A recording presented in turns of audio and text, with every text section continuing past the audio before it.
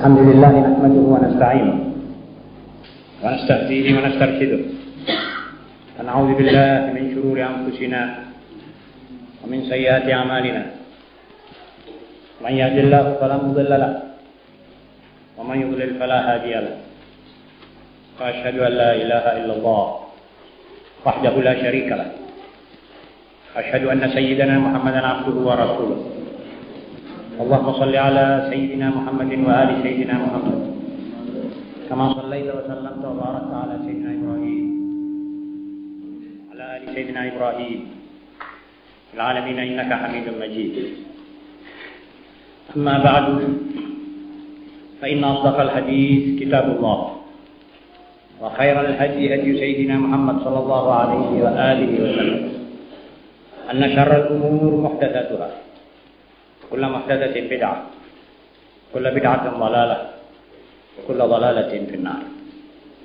Ma'asyiral muslimin, sebagai biasanya marilah kita bersama-sama pada malam ini kita jamaah pengajian Jarhum sudah mendengar ulasan 49 diktat dengan segala macam komentar dan dengan aneka warna isi dan motifnya. Di tangan saudara pada malam ini diktat yang ke-50. Dengan diktat ini kita akan mencapai 50 diktat. 50 diktat itu jika tiap-tiap diktat cuma mengandung satu masalah, tidak lebih dari satu masalah. Atau dengan kata yang lebih jelas, kalau dalam tiap diktat itu saudara mendapatkan satu masalah, kemudian saudara amalkan, maka kita sudah jauh melangkah ke depan insya Allah. Khususnya kalau niat kita mengamalkan ini karena Allah. Karena itu kita tidak usah luput daripada mengamalkan apa yang kita dengar dari hasil diktat-diktat yang ada di tangan kita ini. Apalagi jika kita bisa menabung dari satu diktat atau satu pengajian lebih dari satu masalah. Dan karena itu semua diktat-diktat jangan dibuang, jangan dicecerkan, simpanlah baik-baik. Pada waktu-waktu senggang Anda bisa melihatnya kembali, memutolaahnya, menyegarkan ingatan saudara. Sebab agama Islam ini terdiri dari 3 pokok yang paling besar, pokok prinsip. Pertama-tama tauhid dan serta mertanya tauhid. Syariat, fikih mengamalkan tauhid itu. Meresapkan dulu al-iman billah. Kemudian menerima apa yang diperintahkan oleh Allah, menjauhkan apa yang dilarang oleh Allah. Itu pertama. Kedua, moralita Islam. Akhlaknya Islam. Toto kromo seorang muslim yang dimaukan oleh Allah Subhanahu wa taala. Bagaimana Allah mengatur, menata dan menatar umat Muhammad SAW. Itu kita harus mengamalkan. Dan yang ketiga, bagaimana memperjuangkan itu. Sesudah kita amalkan, bagaimana memperjuangkan agar 3 prinsip pokok Islam itu dirasakan oleh seluruh penduduk sekitar kita, oleh umat manusia. Memperjuangkan salah satu daripada pokok prinsip dari seorang muslim. Karena itu seorang muslim dilahirkan dengan tugas. Tugas kita ibadah. Dan ibadah ini banyak macamnya, banyak seginya, banyak seluk-beluknya. Tidak satu macam. Jadi ibadah itu bukan cuma sholat. Mengoreksi diri, apa saya ini orang sombong atau tidak sombong. Itu ibadah. Saudara mau menertibkan saudara punya kelakuan, itu artinya. Jadi ibadah itu banyak seginya. Skopnya luas sekali. Kata Imam Ghazali tidak terbatas. Saudara pakai kain, sarungan katakan saja. Tapi niat saudara menutup aurat. Itu sarungan menjadi ibadah. Saudara makan sate yang enak. Saudara maksudkan kalau saya kuat dengan makanan ini, saya akan tambah, saya punya ibadah. Juga ibadah. Maaf, dalam hadis yang sahih, seorang duduk dengan istrinya, kumpul dengan istrinya. Kalau niatnya mempunyai turunan anak yang soleh, akan memperjuangkan agama Islam, akan mengamalkan, akan sholat, itu ibadah. Jadi ibadah ini tidak ada batasnya. Ada batas niatnya saja. Jadi kalau saudara setel niat untuk Allah, sudah ibadah. Saudara tentu pernah membaca diktat yang isinya Allahu ayatuna. Kalau tidak di sini, di Jamek. Di mana? Di Jamek. Allahu ayatuna. Allah itu pokok tujuan kita. Tujuan terakhir kita. Dari segala gerak. Dari segala diem. Daripada segala omongan. Daripada segala ingatan. Dari segala inspirasi. Itu mesti Allah ayatuna. Jadi seorang ingin kawin. Apa tujuan dia kawin? Wah, saya mau cari perempuan yang cantik jelita. Saya mau akan kelilingkan dia seluruh kota. Supaya orang tahu bahwa saya punya istri cantik. Ini bukan ibadah ini. Ini fusuk. Ini zalim. Kawin. Maksudnya supaya dapat perempuan yang kaya. Nanti kalau sudah kaya saya rok duitnya. Ini bukan ibadah. Ini namanya rencana rampokisme. Lah kalau satu orang pemuda sampai umur punya persiapan cukup. Dia bilang, saya mau kawin. Saya mau jaga saya punya agama. Saya mau jaga saya punya akhlak. Moral saya mau jaga. Saya kepingin mendapatkan seorang perempuan yang salihah. Agamanya baik seperti saya. Saya ingin hidup bersama dia di satu rumah tangga. Yang namanya rumah tangga Islam. Saya kepingin dapat daripadanya seorang turunan yang saleh. Dan seterusnya, dan seterusnya. Ini semuanya ini masuk ibadah. Belum kawin sudah tertulis. Niyatul mar'i khairun min amali. Itu namanya Allahu ayatuna. Jadi ibadah. Prinsip. Sesudah ibadah, moral. Jangan orang sholat di masjid. Tapi dititipi duit, tidak dibayarkan, tidak dikembalikan. Dititipi barang katanya hilang. Khianat. Ini orang tidak jujur, tidak bermoral. Sedang Islam ini, nabinya sendiri mengatakan, aku ini diutus oleh Allah hanya untuk menyempurnakan akhlak. Setelah menyampaikan ulangan suara para nabi tentang tauhid. Jadi tauhid itu sudah semua nabi, tidak pakai. Tidak ada nabi yang tidak menyuruh umatnya menyembah Allah. Nuh datang, "I'budullah rabbi wa rabbakum." Yusuf datang, "I'budullah rabbi wa rabbakum." Musa, Daud, semuanya menyuruh kepada ibadah. Jadi menyuruh kita menunaikan fungsi dan tugas kita. Tinggal sekarang akhlak. Akhlak itu selalu saudara umpamanya marah dengan orang. Saudara bisa memegang marah. Ngekang hati dan marah. Itu ibadah. Itu akhlak. Kalau saudara sambungkan ini dengan Allah, karena meriwayatkan Allah, mengikuti Nabi Muhammad, maka itu jadi ibadah. Begitulah. Karena itu saudara-saudara, saya juga kepingin mengingatkan diri saya dan mengingatkan saudara-saudara. Maka saya turunkan dalam diktat hari ini ada 7 pasal, yaitu hasil daripada peninggalan kata-kata mutiara para aulia, para orang-orang yang saleh dan ulama. Orang antara lain berkata begini. Nomor 1, Abdullah bin Ubaid berkata, "Man adda kalamahu min amalih, qalla kalamuh." Barang siapa memasukkan kata-katanya di dalam pembukuan amalnya, niscaya ia akan sedikit kata-katanya. Ada orang ini berbicara tidak menganggap bahwa pembicaraan ini akan menjadi amal. Amal jahat atau amal baik. Karenanya dia berbicara semaunya. Tidak terkontrol pembicaraannya. Tidak teratur. Tidak terawasi. Sak metune. Kalau dia enak, merasa sedep. Gunem orang. Ngerasani orang, ya ngerasani. Kalau ada orang yang lain daripada dia mempunyai perasaan, ghibah ini nanti akan menambah dosa. Dan dosa itu akan kita bawa mati. Dia nanti akan ngerem. Dak sido ngomong.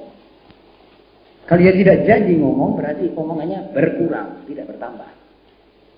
Dan berkata Abdullah bin Ubaid, setiap orang mukmin yang menganggap pembicaraannya ini dalam pembukuan amalnya nanti akan ditemukan, maka dia tidak gampang berbicara. Hati-hati.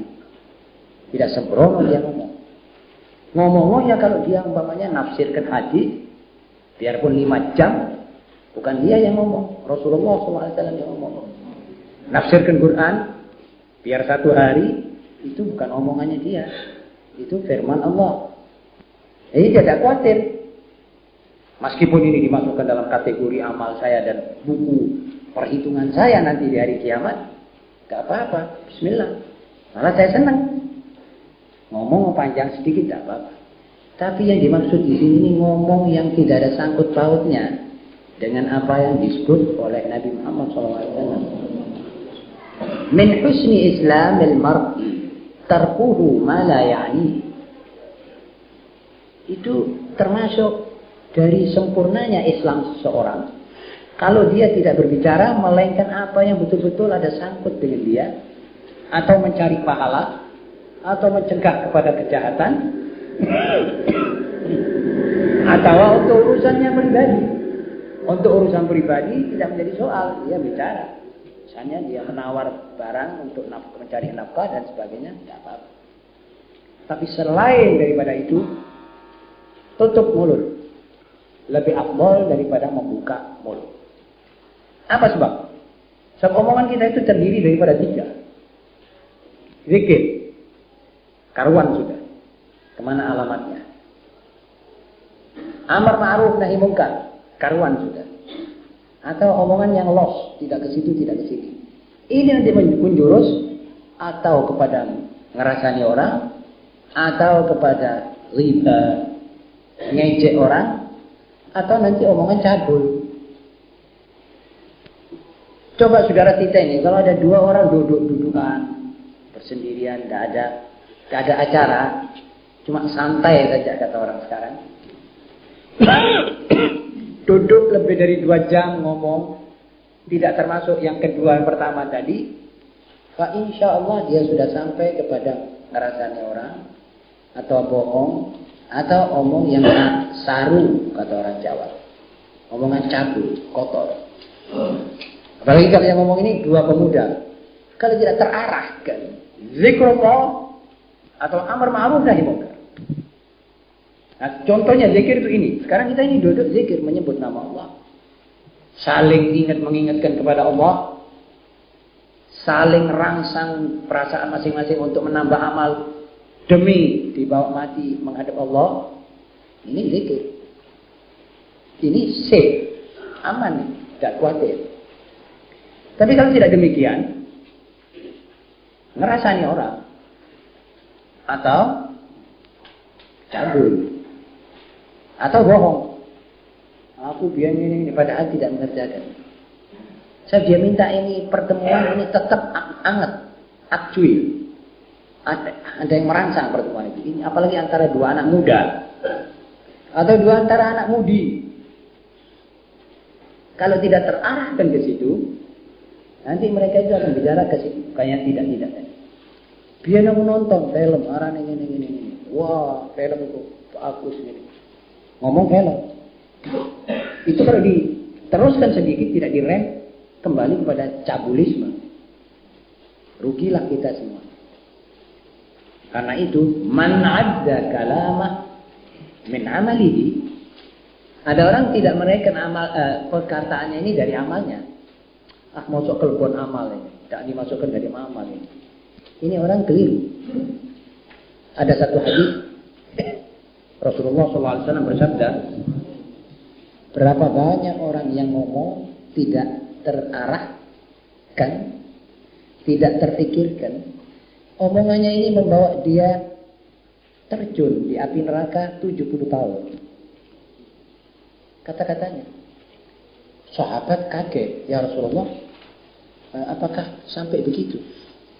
Lah apa yang menyebabkan banyak orang masuk neraka kecuali panen kata-katanya di dunia?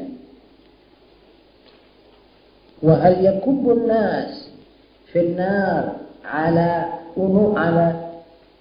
manakhirihim illa hasaidu alsinatihim. Hasaidu alsinatihim. Hasil panennya sendiri. Panen apa? Panen lidahnya. Apa yang dikeluarkan oleh lidahnya. Ini perlu kita pikirkan. Jadi kalau nanti kita ngomong, hendaknya kita menganggap bahwa omongan kita ini masuk amal loh. Kalau baik, masuk amal baik. Kalau tidak baik, masuk amal tidak baik. Jadi kita mestinya limit, batasi ngomong ini.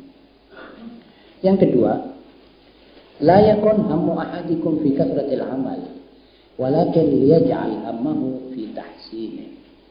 Nah, ini sekarang kita kembali ucapan Abdullah bin Ubaid juga, yang maksudnya bukan kuantitas tetapi kualitas. Ini bisa dipakai logika ini walaupun dalam produksi. Ada orang punya pabrik tenun, yang dipentingkan banyaknya berapa kodi dia keluarkan. Yang salah benang, yang masih robek, yang masih tak cocok kembangnya keluar asal banyak. Ada orang bilang enggak, aku cuma rongkodi tok setino. Tapi indah perbuatannya. Mana yang saudara pilih? Ya terang yang sedikit, tapi kualitasnya bagus. Ada orang bilang kuantitasnya pokok sing akeh wae tokno. Padahal itu nanti yang banyak tidak laku. Siapa mau? Sekali dua kali orang tidak kenal, mau beli. Kalau sudah lama-lama tidak mau, wah jangan beli corak itu. Banyak salah benangnya. Banyak yang luntur cepat dan sebagainya. Lah ini kata dia juga tentang amal. Ada orang kepingin amal banyak, tidak memikirkan kualitas. Jadi satu orang bilang, wah saya sudah sholat duha 8, witir 11, sudah ngetop, puasa Senin Kemis, dan hari-hari malam seperti sekarang ini 12, 13, 14. Lantas itu semuanya dia total, dia puasa kira-kira lebih daripada 3 bulan 1 tahun atau 4 bulan. Sudah top ini. Dia lupa bagaimana kualitasnya. Ya apa? Sudah diuji kan niatnya bagaimana? Kalau tidak kesian dia cuma ya kesel saja dia. Kalau dia umpamanya sholat 11 rakaat witir. Habis witir bangun malam jam 1. Habis itu baca Quran. Maksudnya semua ini supaya dialog mertuanya atau didengar tonggonya atau dia. Kesian dia itu menumpuk barang 0, tidak ada apa-apa. Dia nulis dalam bukunya itu 0, 0, 0, sebanyak-banyaknya. Dibuka di hari kiamat, dan diangkai kita orang 0 tok. Apa sebab? Sebenarnya orang tidak memperhatikan kualitas. Ya apa rukuknya? Atau dia sholat tidak pakai khusyuk. Allahu Akbar, Bismillahirrahmanirrahim. Allahu Akbar, Alhamdulillah, Allahu Akbar. Terus banyak tapi. Jangan, kata Nabi Muhammad SAW, tidak perlu itu banyak. Yang penting nilainya. Kerjakanlah amal itu yang ada nilainya. Sedekah. Saudara tidak usah perlu mencari sedekah sampai banyak, ratusan ribu. Tapi saudara cari loto dulu. Atau dapat buntut, wah, sokong masjid 400 ribu, 500 ribu. Hasil loto. Tidak ada artinya.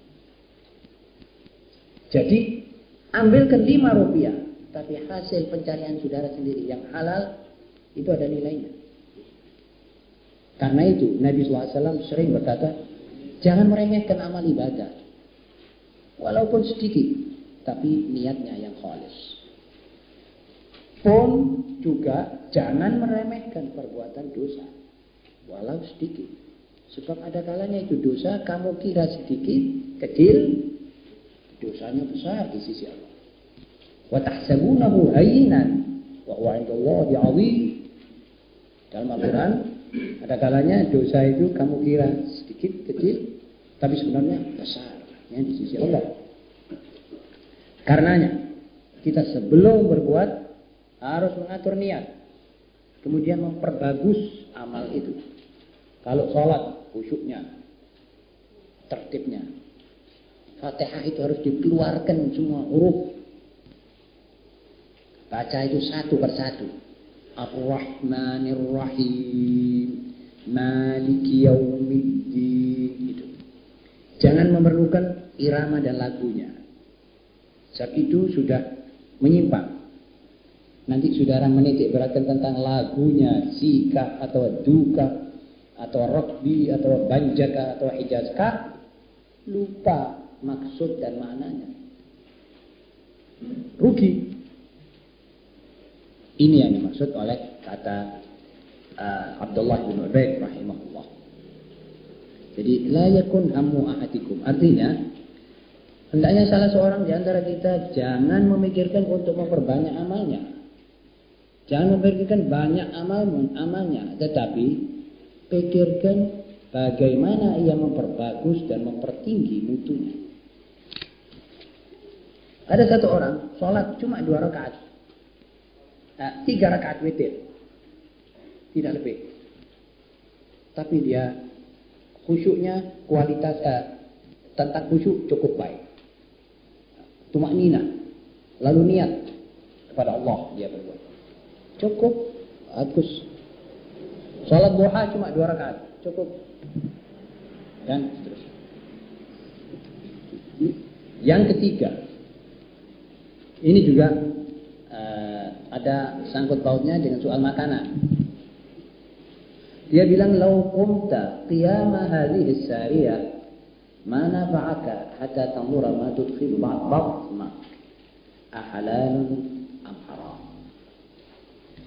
Andai kata Anda berdiri seperti pilar ini, itu ulama tadi yang saya katakan Abdullah bin Ubaid, melihat pilar di mukanya, dia bilang sama muridnya, coba engkau bangun malam seperti pilar ini, dakwah, khusyuk. Dan sepanjang masa kau berdiri seperti ini menghadap kepada Allah, ini tidak akan berguna kalau engkau belum betul-betul mengetahui apa yang kau masukkan dalam perutmu ini, yakni makananmu, halal ataukah haram. Ada orang bangun sampai 2 jam, rukuk seberapa jam, Sami Allahu liman hamidah 10 menit. Kiranya ini apa berguna buat orang itu? Belum tentu. Kalau makanannya haram, tidak laku itu semua. Sebab hasil haram ini akan menutup itu perbuatan semuanya, akan menggulungnya, melipat, kalah. Kalau saudara mau contoh, saya bawa satu contoh. Saudara punya susu 1 drim, susu sapi yang murni 1 drim. Saudara kasih jadam, dengan takdir Allah, jadam 1 cengkir cuci. Insya Allah susu itu tidak bisa saudara minum. Kalah. Sebab jadam pengaruhnya mengalahkan rasa tawarnya susu itu. Dan asin-asin gurihnya susu itu akan lenyap dengan 1 cengkir cuci jadam. Asli. Rusak. Siapa mau minum susu pahit? Lah kalau amal kita banyak, tapi yang di dalam perut ini semuanya haram, api melulu. Misalnya harta anak yatim kita makan. Allah ya Allah, mudah-mudahan kita semua selamat daripada makan duitnya haram. Orang itu biasanya tidak kanti, tidak sabar, imannya tipis. Dia pikir dia pekerjaan tidak dapat, cari sana tidak dapat, cari sini tidak dapat. Doa sudah apa lagi? Saya ini sudah mendoa kok belum ada sama Allah, kok masih soro, saya punya anak ini banyak. Akhirnya nyikat hartanya orang yang makan. Lebih kesian lagi dia. Dia membawakan infeksi pada badannya. Kalau infeksi betul saya bisa diobati suntik, tapi ini infeksi roh. Lebih cilaka. Guru-guru untuk mengobati infeksi roh sudah hampir tidak ada. Orang yang menasihati orang terang-terangan sudah tidak ada. Hati-hati riko iki duwe wong iku hati-hati, itu tidak ada. Pura-pura tidak tahu. Apalagi kalau itu orang kelihatan kaya. Malah tidak ada orang nasihati, sudah pikir baik menowo. Barangkali satu kali dia mengeluarkan duit, aku bisa kecipratan. Dia tidak nasihati, padahal tidak diciprati oleh Allah Ta'ala. Kalau diciprati duit haram. Dia juga nanti tidak ada artinya ibadahnya. Ini semua menentukan. Jadi ada 3 faktor. Ada 2 faktor. Jangan memperbanyak jumlah amal, tetapi perhatikan nilainya, mutunya. Yang kedua, bagaimanapun juga kita banyak ibadah, kalau makanan kita haram, ada utang, belum kita bayar. Tapi bangun malam, kita utang tidak bayar karena kita tidak mau bayar. Kalau belum kuat, itu lain lagi. Utang tidak mau bayar. Tapi tak tempuh aku ibadah pengirai. Aku mau Quran sedina ping 3 hatam. Juga tidak ada. Sebab haram ini mengganggu, merusak. Yang keempat, man ra'a annahu khairun min ghairihi faqad istakbar. Ini juga kadang-kadang banyak di antara kita yang kejerumus di dalam bab ini. Artinya barang siapa melihat dirinya lebih baik dari orang lain, maka dia sudah merupakan seorang sombong. Saudara tahu apa itu sombong? Sombong itu satu dosa yang menjerumuskan manusia ini ke jahanam tanpa berguna dengan amalnya yang lain. Nomor 2-nya syirik. Saudara tahu apa yang menyebabkan setan ini kena, iblis ini kena kutuk sampai sajek-jeknya ini? Masalah sombong. Masalah ana khairun min. Saya ini lebih baik dari dia, ya Allah. Cuma itu toh. Mungkin dia memang merasa lebih kuat daripada Adam, karena dia dari api. Adam dari pasir, dari tanah. Sudah jelas api lebih kuat. Dan sebetulnya ini betul. Tetapi karena ada kata-kata aku lebih baik, jatuh. Dan Allah SWT tidak suka ini kalimat ini keluar daripada seorang hamba. Karena ini, ulama ini berkata, siapa saja, apakah dia itu alim, apakah dia itu orang awam, apakah dia itu orang kaya, apa orang miskin, apa orang bagus, atau orang jelek, kalau merasa dirinya lebih baik daripada orang lain, dia yang merasa, saya masih lebih baik. Ini orang sudah sombong. Dan sombong mempunyai akibat. Akibatnya malah sebagian ulama tasawuf mengatakan ini orang berat diterima amalnya. Sombong itu mengatakan aku. Ada orang membanggakan ilmunya. Ada orang membanggakan duitnya. Ada orang membanggakan, apalagi perempuan ya, membanggakan rupanya. Ada orang membanggakan pangkatnya. Ada orang membanggakan keturunannya. Ada orang, ini termasuk bab dari bab sombong. Lain kalau itu dimaksudkan syukur. Jadi menyebut, saya ini ada ilmu dan saya syukur, alhamdulillah. Lain. Jadi tidak membanggakan siapa seperti saya. Ilmunya siapa saja. Ini masuk di bawah rilnya iblis. Sebab itu golongan yang mengatakan aku lebih baik. Imam Syafi'i itu radhiyallahu taala anhu, kalau diukur ilmunya, barangkali saya tidak melebih-lebihkan. Ulama sak dunia ini kalah dengan Syafi'i sendiri. Betul, saya tidak nambah, tidak mengurangi. Melihat apa yang pernah saya baca dalam buku-bukunya.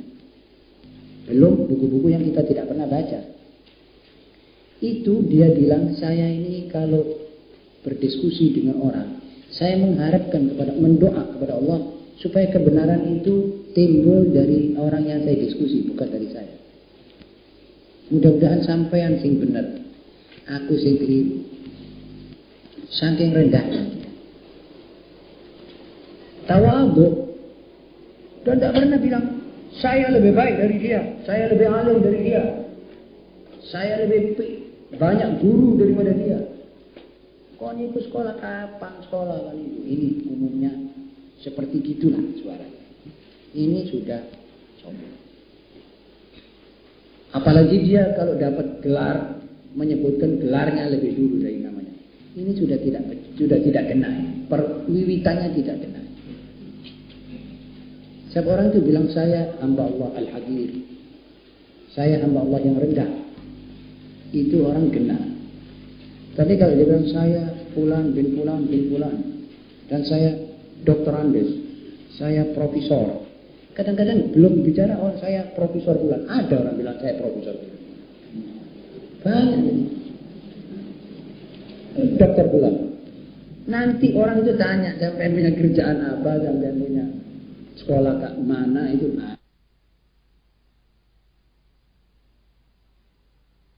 Saudara-saudara, masalah annahu khairun min ghairihi faqad istakbar. Dan kibir tidak disukani oleh Allah. Dari siapapun ini timbul perbuatan ini. Yang kelima, berkata Abdul Aziz, man lam yatta'id bi thalath lam yatta'id bi syai'. Al-Islam wal Quran wal syai'.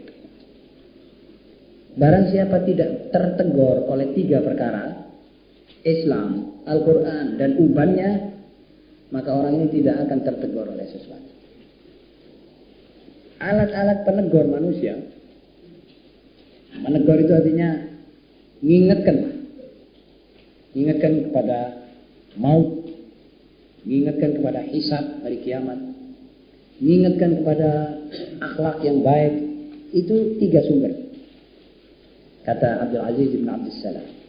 Pertama, Al-Islam. Islam ini cukup mengatur gerak-gerik langkah kita sampai kita ini tidak diberi kesempatan sama sekali yang tidak ditegur.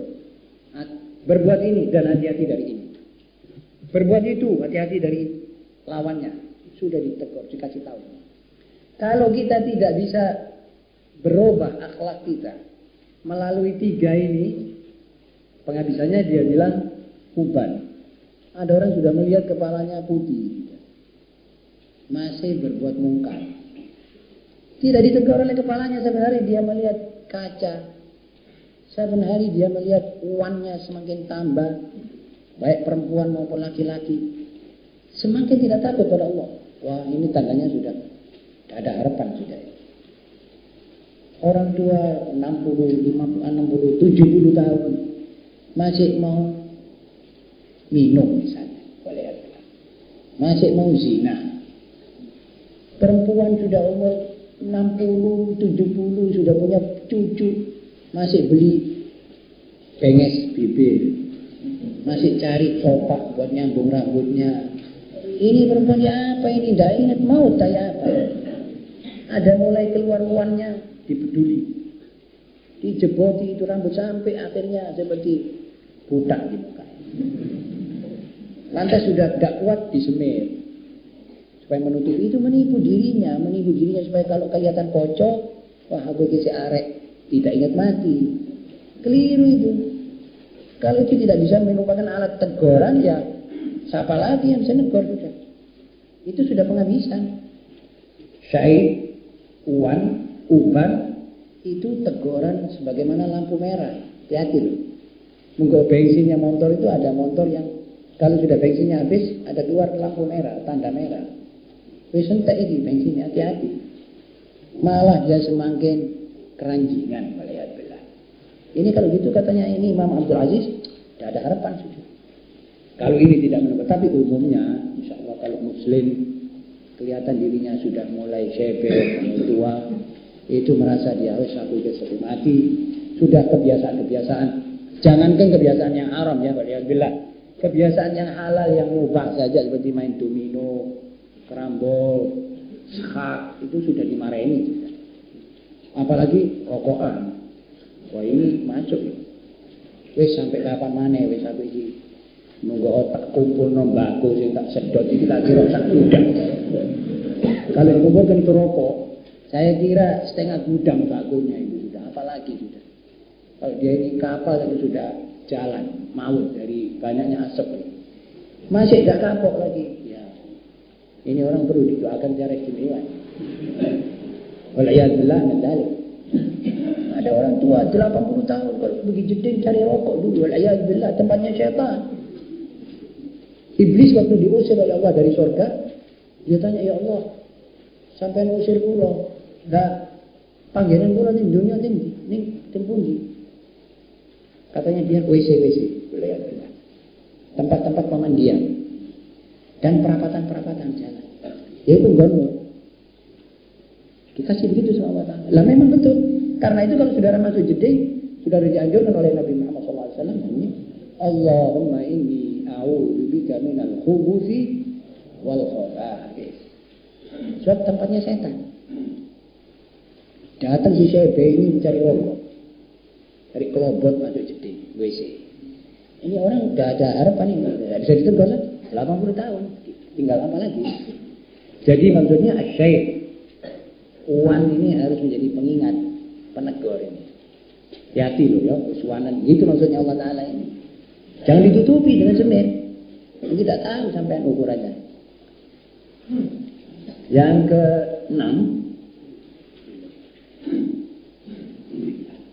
keenam, aqwal quwwati ghalabatuka nafsak.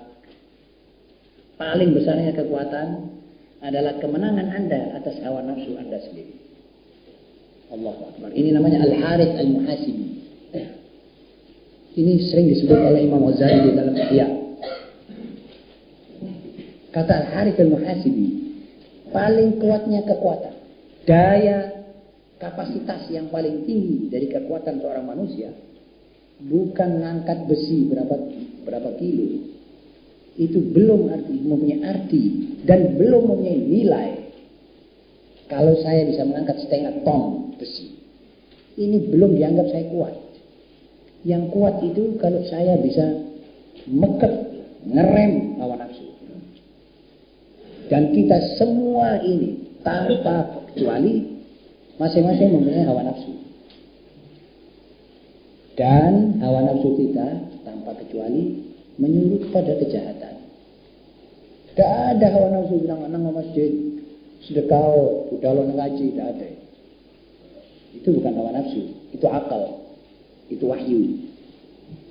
Hawa nafsu itu yang nyuruh kita kepada, wes saya nonton wes Ramadan, ayah buang waktu kita nonton bioskop hari Minggu. Waktu ke bioskop sudah jam 12. Tinggal tidur 4 bangun sudah buka. Ini namanya dia membuang waktu. Itu hawa nafsu. Kalau akal, ojo buang kapan mana poso pun tentu menangi poso tahun ngarep. Ayo iktikaf masjid. Ini akal, ini wahyu. Jadi hawa nafsu itu menyuruh kepada tidak baik. Bisa ngelawan apa tidak, saudara? Oh, enggak bisa. Ya, saudara lemah. Saya bisa ngelawan. Ya, saudara paling kuatnya orang. Pertama kali marah. Rem. Cep. Kuat. Sampai Nabi memberi resep. Kalau marah, cepat-cepat ambil air wudhu. Idza ghadiba ahadukum falyatawadda. Wa fi riwayatin falyaghtasil. Atau mandio sekali karuan. Tapi itu marah dari setan. Panas. Mandio, siraman banyu. Golak. Muruknya itu kurang. Ini Rasulullah SAW. Jadi soalnya soal kemenangan. Kemenangan Anda pada hawa nafsu itu merupakan suatu kekuatan batin. Lantas saudara akan bertanya, lah orang ini kekuatan batin ini lantas apa perlunya orang kuat batin? Wah, banyak perlunya. Kalau orang kuat batinnya, dia bisa menguasai orang sak dunia ini. Kalau kuat batin, kalau dia bisa memekat hawa nafsunya, bisa menaklukkan 7 anggotanya, dia bisa memimpin seluruh manusia. Ini cobaan. Taklukkan hawa nafsumu, kemudian lihat bagaimana kata-katamu dalam keluargamu, wahai muslim. Kemudian lihat kata-katamu dalam masyarakatmu. Jadi semua orang yang bisa menaklukkan hawa nafsunya, kata-katanya lebih mempunyai kewibawaan. Sebab dia sudah terkontrol. Akal yang bicara, bukan hawa. Yang 7, ajladun nas man malaka ghadabah. Siapa yang paling uletnya orang di dunia? Siapa paling teguhnya orang? Jawabannya, orang yang dapat mengekang kemarahannya. Jadi bagaimana cara yang mengekang? Saudara diam. Ini ukuran, ini resep. Jadi kalau saudara mulai meluap marahnya, ini ditutup. Mulut ditutup rapat. Sebab dengan diam itu nanti dia menep. Seperti air yang keruh, jeding yang keruh akhirnya menep sendiri. Kalau saudara keluarkan kata-kata, maka kata-kata itu akan berbalik menjadi maki atau keluar kata-kata yang tidak pantas. Di dalam kata-kata itu nanti akan disisipi oleh setan dari dalam, mengeluarkan mengudal misalnya. Kalau pernah memberi makan orang, dibilang, kon biarlah tak kai pangan, bang. Kon biarlah tak pioro. Wah, sudah habis. Membusek amalnya sendiri, menghapus amalnya sendiri. Jadi ini orang cilaka sudah. Kalau marah masuk cilaka, kalau tidak bisa ngempet. Tapi kalau disumpet mulutnya, itu marah nanti akan turun sendiri. Apalagi kalau dia tahu bahwa kemarahan itu sebetulnya dari syaitan. Nabi SAW mengajarkan kalau marah bilang a'udzubillahi minasyaitonirrajim. Ini ada hadisnya. Pada satu saat Rasulullah SAW melihat 2 orang berkelahi, suara mereka terangkat keras. Rasulullah SAW mengatakan, apa mereka ini? Dia bilang, padu ya Rasulullah. Wah, coba mereka itu salah satu bilang a'udzubillahi minasyaitonirrajim, bisa hilang marahnya. Jadi ngekang hawa nafsu waktu marah. Kita jadi orang yang paling teguh, paling ulet, paling kuat. Inilah penghabisan nama diktat yang ke-50 ini, yaitu alinea ke-7. Saudara-saudara, saya kira masih ada beberapa diktat lagi dalam rangka memperdalam iman dan memberi kesadaran tentang pentingnya akhlak. Habis ini saya akan pakai seri diktat suluk yang saya janjikan pada permulaannya. Suluk itu tinggal nonton amal saja. Nabi SAW berbuat begini, ayo kita berbuat begini. Nabi SAW bangun pagi, sholat 2 rakaat. Namanya sholat itu ini, kita amalkan. Yaitu namanya diktat suluk. Itu nanti terdiri dari kira-kira 20 diktat. Kalau saya panjang umur dan saudara panjang umur, kita ketemu membaca diktat itu, tapi syaratnya terus kita amalkan. Saya lebih dulu, saya mestinya lebih pertama kali. Sebelum saya nyuruh saudara, saya juga harus mempunyai persediaan atau kesediaan untuk mengamalkannya. Juga ibu-ibu, adik-adik, perempuan dan anak. Begitu saudara-saudara? Insyaallah. Cara tontonan yang ada sekarang ini belum sesuai dengan ajaran Islam. Terlepas dari filmnya itu film apa, caranya masuk keluar gedung bioskop, cara nonton komedi masih bertentangan dengan aturan Islam. Kita jangan kesusu. Kalau seorang perempuan atau seorang laki-laki masuk gedung bioskop dan dia nanti akan keluar serondol-serondolan, serempet-serempetan dengan perempuan bukan mahram, untuk itu terus dia mau jamak maghrib isya. Ini saya kira kok seperti kita tidak begitu ngerti kesalahan kita sendiri. Kadung jamak maghrib isya untuk sesuatu yang sunnah tidak, mubah tidak, haram malah sudah diambangnya. Ini jangan disusul. Masalah jamak itu walaupun tidak nonton bioskop boleh di jamak, asal tidak dijadikan kebiasaan. Jadi saudara sekali misalnya hujan mau di rumah, mau masuk jeding 2 kali, males, sekali sholat maghrib isya, tidak apa-apa, tidak menjadi soal. Tetapi kalau mau masuk kemidi, maghrib isya di jamak, keluar dari kemidi oleh-oleh haram, belum tentu saudara paham itu dalam risalah. Tahu-tahu sudah gembol dosa, lihat perempuannya orang atau nyerondol perempuan bukan. Ini kata saya, jangan kesusu jamak.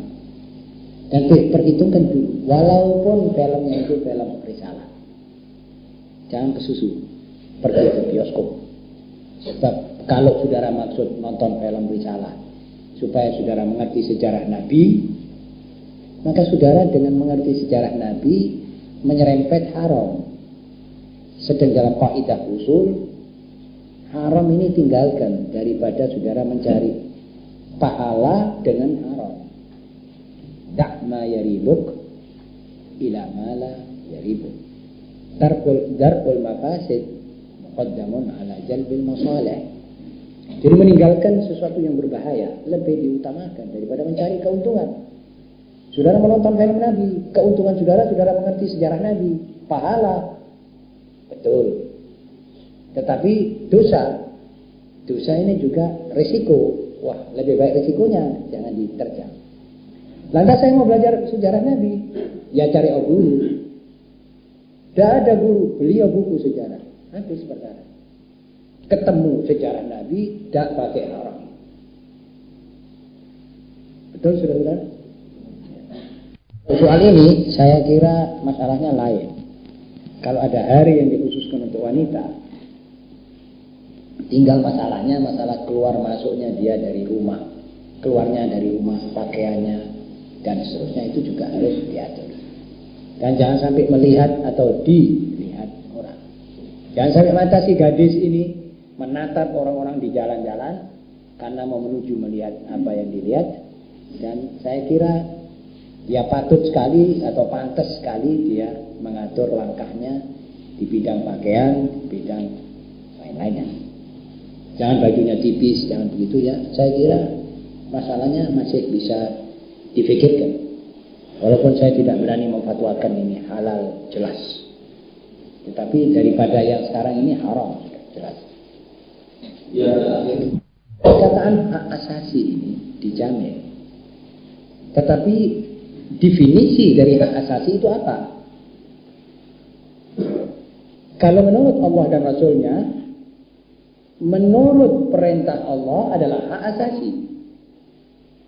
Jadi jangan mau melanggar hak asasi untuk mengejar hak asasi keinginanmu. Ini tidak betul.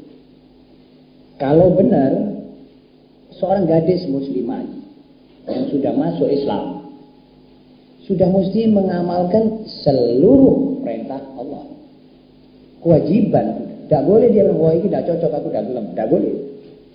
Seperti saudara masuk partai, saudara harus bayar iuran, hadir kalau dipanggil untuk rapat, dan taat kepada disiplin anggaran dasar dan anggaran rumah tangganya. Partai. Itu la yusmin wa la yughni min ju'. Apalagi agama. Jadi agama mesti kita taati betul. Jadi kalau sudah kita bilang saya muslimah, saya muslim, sudah mesti otomatis kita mengindahkan seluruh apa yang diperintahkan oleh Allah dan menjauhi segala yang dilarang oleh Allah. A priori, artinya tidak pakai tanya, tidak pakai berunding. Ini namanya taat. Atii'u Allah wa Rasul. Atii'u Allah wa atii'u Rasul. Perintah. Jadi kalau masih milih, wah ini saya tidak bisa, saya biasanya saya mesti pakaian rok. Wah ini belum syaratnya iman belum lengkap sama orang. Atau membantah atau mendebat. Kenapa sih orang itu kok tidak boleh pakai cincin emas? Kenapa itu babi diharamkan? Kenapa itu sholat mesti 5 kali, karena itu kalau bisa sekali saja gitu. Jadi seakan-akan dia ini mengajukan ini pertanyaan-pertanyaan ini dalam rangka tawar-menawar dengan Allah. Lainnya apa? Allah sudah bilang waqarna fi buyutikunna wala tabarrajna. Lalu pakaiannya perempuan diatur. Ini syarat-syaratnya 8 sebagaimana yang kita sudah pelajari dari diktat sebelumnya ini. Dia minta tidak, jangan wis dak katik minyak iya, tapi tipis. Ini hak asasi saya milih ini. Tidak boleh. Kita tidak punya pendapat, tidak boleh punya pendapat. Kalau sudah Allah menentukan, kalau sudah Rasulullah SAW menentukan, tidak boleh seorang mempunyai aku punya pendapat, aku punya keinginan, aku punya perasaan, aku punya pikiran, tidak boleh. Tutup semua itu ikut. Sami'na wa ata'na. Tidak boleh kurang daripada ini. Karena apa? Karena pintu ana, hak asasiku. Saya kenapa sih Islam campur pakaianku? Harus. Kamu diatur oleh Allah, kamu diciptakan oleh Allah. Allah harus mencampur. Sudah pantas Allah campur tentang pakaianmu. Allah campur mengatur pakaianmu, campur tangan. Kamu dia punya hamba, dia punya. Kamu harus bertugas ibadah terus. Jadi ini suara-suara seperti suara-suara seperti kaum muslimat, kaum perempuan Iran yang mengadakan demonstrasi kepada Khomeini, kami tidak mau pakai kudung, kami mau pakai rok terus. Siapa yang mau mengiyakan pendapat itu? Tur cuma berapa? 20.000. 20.000 perempuan di antara 35 juta perempuan yang taat. Siapa mau mengindahkan ini? Ini anak-anak sekolahan barat ini. Tidak pernah belajar Islam. Dia ada di gubris sama pemerintah yang berdasarkan Islam. Kalau pemerintah yang tidak berdasarkan Islam, malah menganjurkan supaya dia rokmu dukurno titik. Pikir awak ini melu delok, kan gitu kan? Ini si hidung belang punya pendapat ini, punya logika ini. Ini yang musang-musang berbaju manusia ini yang berbahaya. Tahu-tahu dia bilang, kenapa saudara mesti modern? Jangan duduk di rumah. Hati kecilnya, metua kan tak delok. Metua kan tak gudo. Ini syaitan yang bertopeng manusia. Lah si gadis-gadis ini ya, kecuali enggak, Masya Allah lah, gadis-gadis ini kok cepat terpengaruh. Kok tidak lantas, enggak. Kok ini suaramu tidak cocok. Wong Allah mongkon aku nang omah, pakaianku ini kok kon pakaianku sing tipis. Aku jarimu nek dak katik celonoan, dak katik kemejaan, dak katik desi kayak wong lanang. Aku jadi tak modern. Ya apa sih? Tak cocok mereka. Wong sing nyiptakan aku ngongkon aku ini kok ngongkon liyane. Aku tak nurut kon, nurut Allah. Itu baru kena. Itu cocok. Pikirannya digunakan. Tapi si setan-setan ini lihai sekali. Kenapa? Kamu punya keindahan. Kamu kurung di rumah, di kamar. Tidak melihat dan tidak dilihat orang. Indah sekali kata-katanya. Terus dia minta rok, dia keluar rok, dia pergi alun-alun keliling. Keliru. Itu menadahkan diri untuk digoda orang. Akhirnya rusak, hancur sendiri. Dunianya hancur, akhiratnya hancur. Jadi sekarang ini kita punya perempuan ini mesti memakai akal. Sekarang musim kebangkitan Islam. Jangan kita malu lagi pakai kudung. Jangan kita dirayu oleh barat lagi. Itu barat adalah syayatinul ins yang tidak beragama Islam. Hati-hati. Harus kita betul-betul konsekuen. Orang barat konsekuen mengganyak Islam. Konsekuen dia. Ngeroyok umat Islam dan perempuan Islam. Konsekuen. Kenapa perempuannya tidak konsekuen untuk hati-hati? Keliru.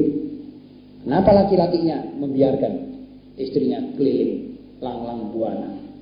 Dia di rumah atau dia duduk di langgar di masjid, istrinya keliling di Surabaya, tidak ada perlunya. Buat apa? Untuk apa semua itu? Untuk girano setan. Jangan dikira. Apalagi orang-orang yang berhikmah, ada perasaan malu, jaga nama keluarga, itu mesti hati-hati. Ikut saja perintah Allah, keluargamu tersimpan rapi. Dan keluargamu juga kalau ikut perintah Allah, kamu tersimpan, akhlakmu terjaga. Dan itulah. Saya kira saudara-saudara sudah jelas apa yang saya jawab ini. Nah, mudah-mudahan tidak menyinggung perasaan saudara-saudara. Kalau sampai menyinggung, saya mohon maaf sebesar-besarnya.